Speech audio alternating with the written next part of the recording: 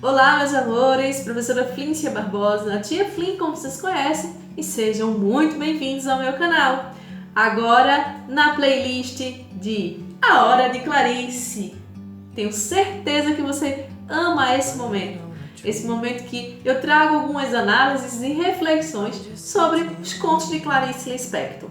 E se você ainda não é inscrito no meu canal, se inscreve, ativa o sininho e fica por dentro de todas as novidades aqui no canal.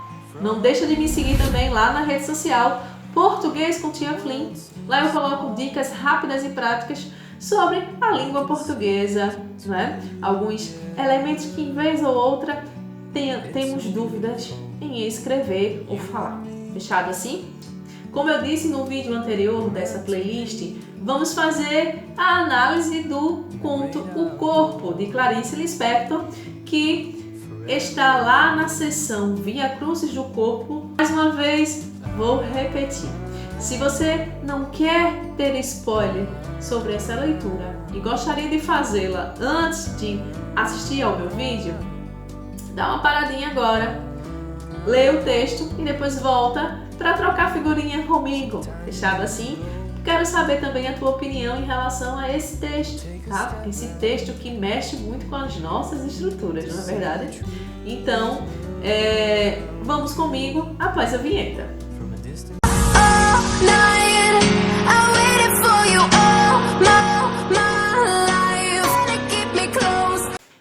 Gente, para tudo, para tudo, para tudo, para tudo. Que conto é esse de Clarice, gente? Acho que se você conhece, você vai comungar do mesmo sentimento que eu tive, né? A gente se prende a modelos românticos, digamos assim, talvez o maniqueísmo ali, que faz com que a gente espere que o bem sempre vença, né? Que as coisas ruins sejam consertadas, que haja justiça, né? E a gente fica pensando, eu mesma fiquei com esse pensamento, que tipo de justiça foi essa? Como assim a vida vale tão pouco? Né? Vamos lá, eu não vou deixar, vamos entender primeiro o que aconteceu no enredo dessa história para que a gente chegue lá às críticas, digamos assim. Para começar, vamos fazer uma análise técnica desse conto, tá? Um conto que tem uma estrutura narrativa, né, como todos os contos têm, elementos da narrativa bastante marcados, como por exemplo, o foco narrativo, né? O narrador desse conto, ele é onisciente. Que é um narrador onisciente? É aquele narrador que, ao mesmo tempo que ele observa as coisas que acontecem com os personagens, ele também sente, né? Ele sabe, né, de pensamentos, sentimentos dos personagens, mesmo antes que haja algumas ações. Os personagens principais são três. Na realidade, nós temos um trisal, composto por Xavier, 47 anos, um homem bígamo e infiel. Para completar, ele ainda é infiel. Carmen, uma mulher magra, mais elegante, né? Uma mulher que é a mais desprendida, né? Aquela que tem mais audaciosa. Magra, 39 anos, isso é bem marcado lá no início do texto. E a outra personagem é Beatriz, uma gorducha, digamos assim, de 50 anos, e ela meio que representa a amorosidade, a questão mais sensível da relação, tá? E os personagens secundários, vamos encontrar o secretário do Xavier, os policiais e uma prostituta. Vamos lá. O tempo é psicológico, né? Não há uma marcação exata de tempo comum aos leitores, certo? O espaço ele acontece em Montevidéu, né? Na casa dele é a parte que tem mais frequência, né? Apesar de que eles são um trisal que viaja bastante, né? Que gosta muito de teatros, né? De sair. A linguagem é obediente à norma padrão, porém é simples e fácil de se entender, tá certo?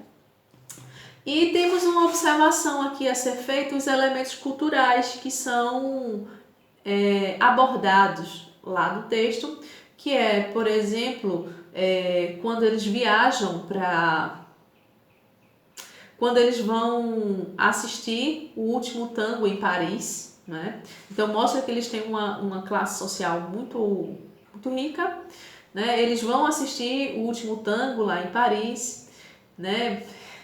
De imediato Xavier acha que vai ser uma coisa assim, tem cenas íntimas, né, de sexo, e depois ele se decepciona com isso.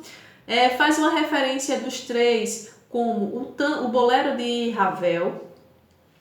E também uma curiosidade que traz uma pegada de humor é a presença da analogia entre eles e os três mosqueteiros, que na verdade não seriam três, seriam quatro.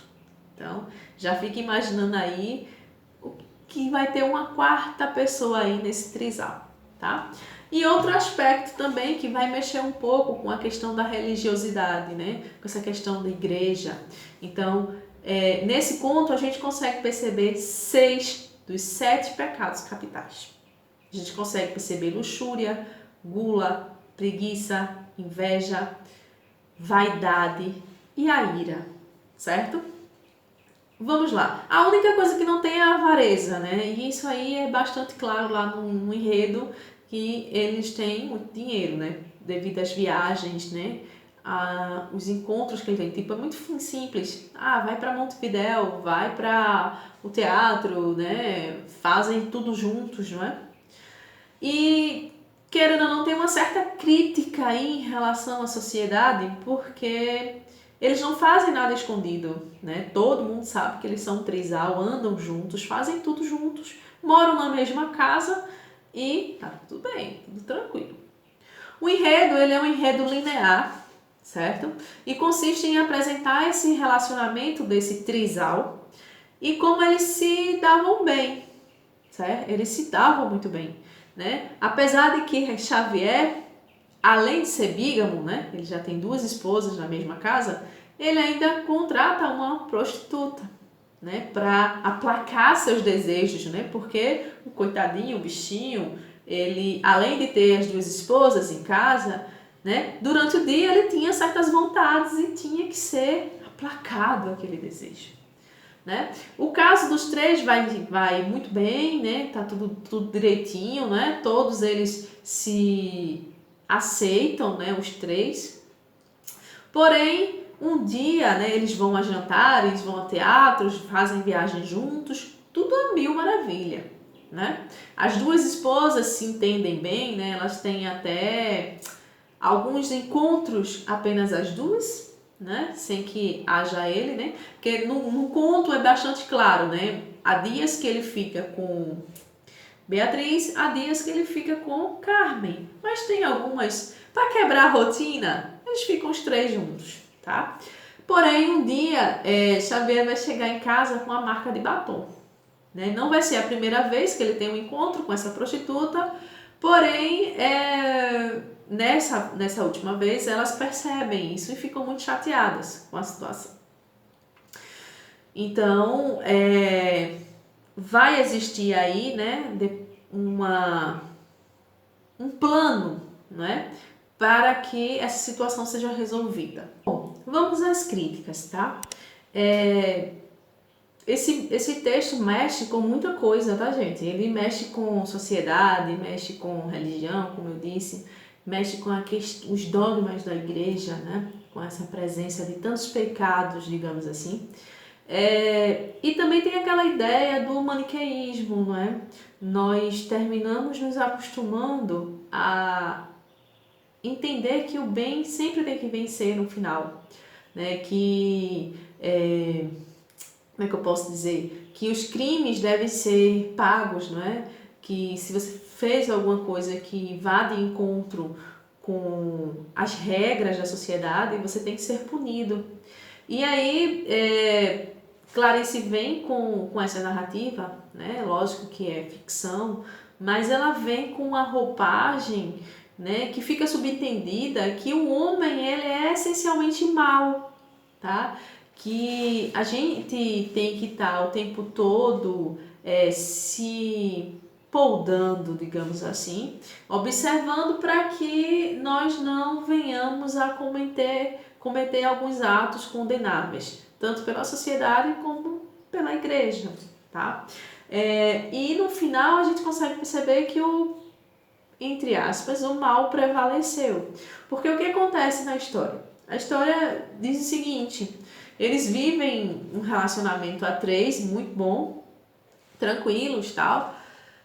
E o que acontece? Quando chega uma quarta pessoa, né, essa prostituta, né, essa outra mulher, na vida do Xavier, elas não gostam disso, né? Então elas fazem algumas pequenas vinganças em casa, né? Ficam sem se falar, fica um clima chato, né? Entre eles, né? Algo que não acontecia, né? Mesmo que sendo um trisal, né? Mesmo havendo duas mulheres ali compartilhando o mesmo marido.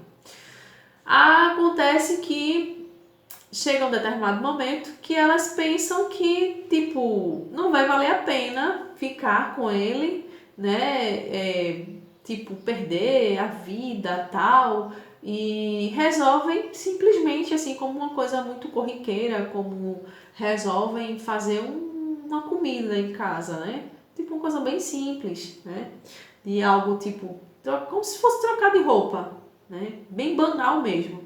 Elas decidem que vão pegar um facão na cozinha, ambas vão pegar um facão e vão matar o marido, tá?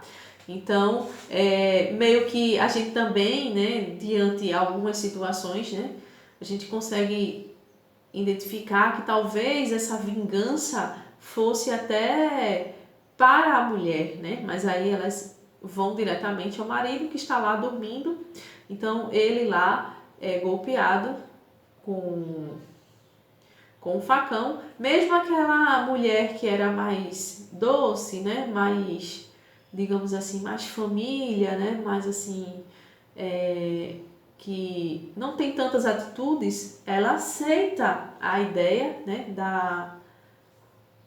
Da amiga, vamos colocar assim, né? Da outra esposa dele e termina matando também, golpeando o marido. Elas pegam esse marido, o corpo desse marido, tá aí o nome, o corpo, pegam o corpo deles e enterram num jardim. Então aquela que é mais meiguinha, aquela que é mais assim, influenciável, ela vai lá e até planta florezinhas, né? As rosas estão até florescendo lá no local onde está lá enterrado o corpo.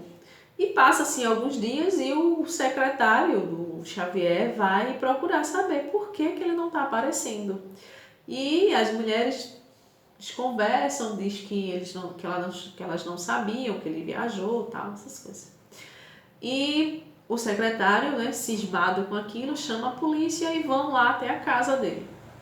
Então quando chega lá, elas simplesmente não negam, né? E fica uma coisa meio assim, tipo, eu imaginei isso quando eu tava lendo, tipo, serrando as unhas assim.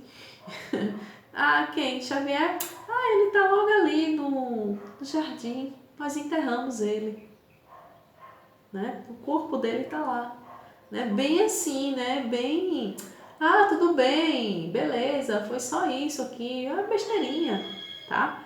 E aí, o que dá aquele impacto também, né? Esse confessar tão rápido das duas, né? Onde estava o corpo do marido, e também o desenrolar, né? O desfecho desse conto, que os policiais simplesmente dizem que elas vão embora. Tipo, não precisa, vai dar muito trabalho, vai ser muita burocracia para desenterrar o corpo, justificar, né? Muito serviço burocrático. Então, peguem e vão embora, né? Já que as duas se dão tão bem, peguem e vão embora.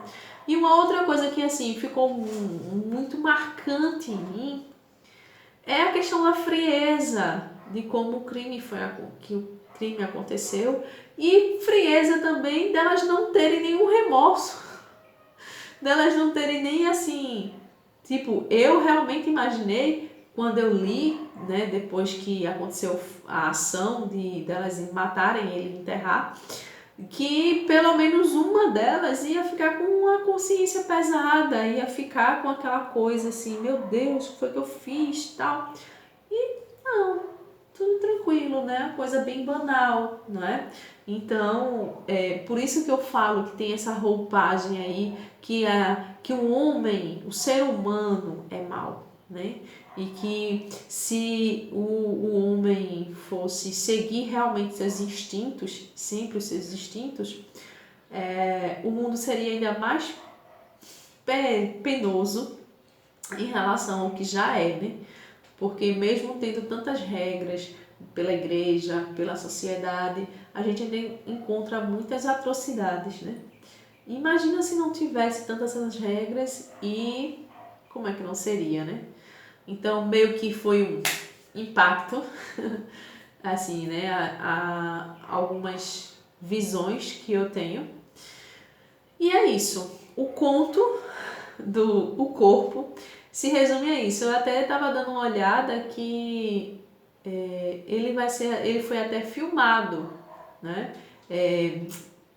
Aquela atriz Cláudia Gimenez, aquela que fez a Grande Família, a mãe da Grande Família, esqueci o nome dela agora, Marieta Severo, tá? Eu não cheguei a assistir, tá? Eu não posso falar a respeito da parte televisiva, digamos assim, né? O visual, mas que o conto em si, né? A história em si traz esses impactos, né? Traz essas situações que deixa a gente bem reflexivo, deixa a gente olhar, né? Olhar, que é isso que Clarice faz. Ela faz um convite, né? Na realidade não é nenhum convite, né? É uma porrada assim para você refletir, né? Você olhar-se para dentro, né? Observar, né? Quando ela deixa subentendido que o homem é mau, né? Então você tenta ver algumas atitudes, rever algumas atitudes, algumas ações suas, para ver se comprova realmente se você é mau, como se sugere ou não, né? Então é isso, gente. Essas foram as minhas impressões sobre o conto O Corpo, de Clarice Lispector. Eu espero que vocês tenham gostado.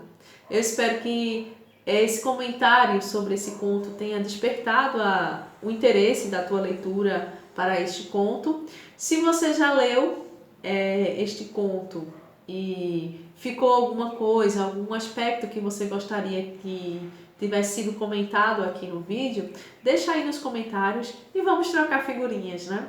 Vamos juntos falar um pouco mais sobre esse ambiente de leitura, né, que permite, né, algumas interpretações e análises, tá? Um cheiro no coração de vocês, até a próxima, fiquem com Deus. E eu não posso deixar de dizer, tá? Próximo conto a ser falado aqui no canal vai ser Por Enquanto. E, gente, eu posso assegurar, eu já posso adiantar para vocês que eu fiquei muito tocada com esse conto, tá? Fiquei muito sensibilizada com a personagem principal, muito. Eu sentia a tristeza dela, sentia a solidão dela. Eu entendi.